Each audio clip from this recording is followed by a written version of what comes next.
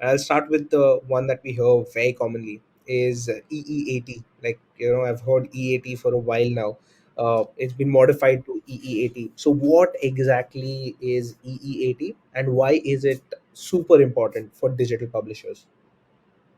Perfect. I think that's a great way to start the overall context and like move the journey slowly to generative AI. And so essentially how the whole EAT and EEAT, the whole concept came along. So basically the whole logic behind this was Google employs a lot of third party agencies who in turn hire a lot of thousands of manual quality raters which scour the internet and check out random web pages, and their job is to rate these random web pages for their overall user experience and content quality.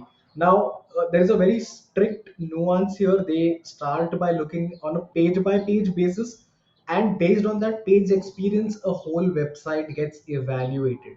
So throughout this activity, the main goal of Google here is to identify websites that are of the highest quality, and this is especially important for the YMYL niche. Now, what does YMYL mean?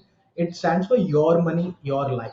Now, anything that has to do with a person's financial status or their health status, Google wants to be very accurate in terms of what websites do they display or what publishers are they showcasing a lot as compared to what generic results are being shown. And over here they want to be of the utmost accuracy, which is why they put a structure in place where they are employing a lot of these quality raters. And the criteria that is given to these quality raters is so basically there is a guide that Google has published, which is accessible to everyone in a PDF format, and it is called as quality rater guidelines. Now the quality rater guideline essentially has four pillars, that is EEAT. Initially there were only three pillars, which was EAT, and those three pillars stood for expertise, authoritativeness, and trustworthiness. And later on, earlier in the year, Google added an extra E, which stood for experience. Now, let's take a little bit of time to dive into each of these and understand what they stand for.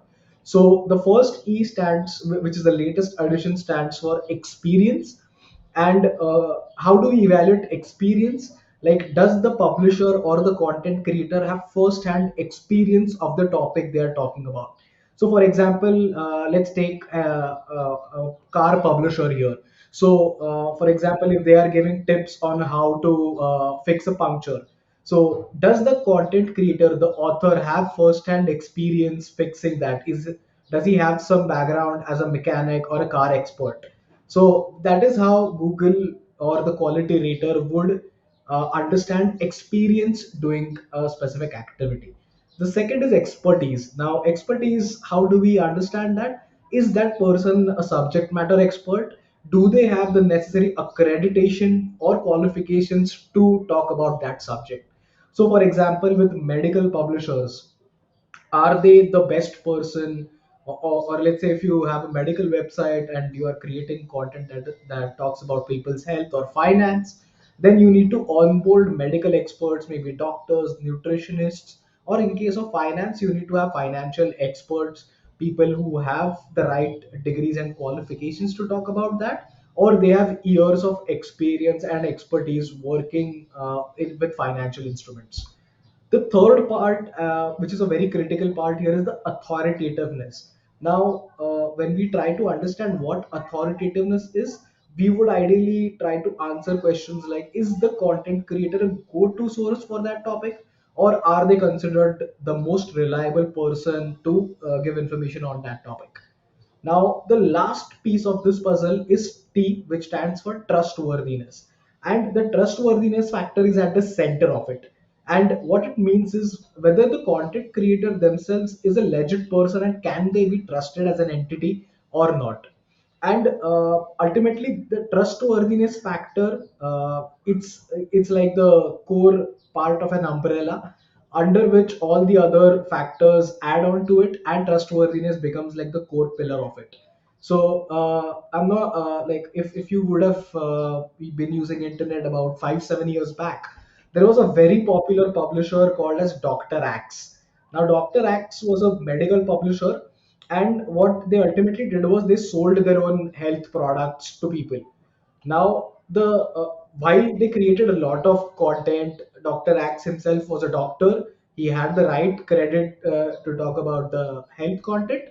However, the products that they sold had very negative reviews, primarily because a lot of people faced challenges with like they had reactions, they had a lot of negative effects after using those products, which is why on the trustworthiness scale the brand suffered a lot, and ultimately they saw a downfall. So like around 2017 the site was at a peak of about 15 20 million visits per month organically, and that they fell from that place to about 1 million, and now over the years they haven't still recovered yet, and they are still at a 3 4 million run rate.